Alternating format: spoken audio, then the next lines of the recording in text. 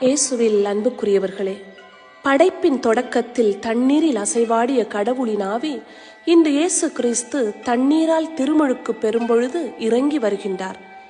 தந்தையாம் கடவுள் இவர் கடவுள் என்பதை நிரூபிக்க தமத்திருத்துவத்தின் 3ஆம் கடவுளாம் தூய ஆவியானவரை அனுப்புகிறார்.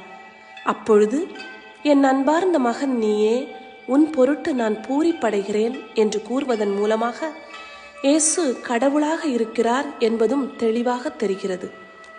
ஆம் அன்பார்ந்தவர்களே, நாமும் திருமுழுக்கு என்ற அருட்சாதனத்தின் வழியாக தூய ஆவியால் பலப்படுத்தப்பட்டிருக்கின்றோம். நமது பலவீனம் ஒரு புறம் இருந்தாலும் கடவுளுடைய தூய ஆவியால் நாம் அனைவரும் கடவுளின் பிள்ளைகளாக மாறுகின்றோம். ஆகவே நமது வாழ்நாளில் சொல்லிலும் செயலிலும் கடவுளின் பிள்ளைகள் என்பதை மனதில் கொண்டு செயல்படுவோம். கடவுள் நம்மோடு இருக்கிறார்.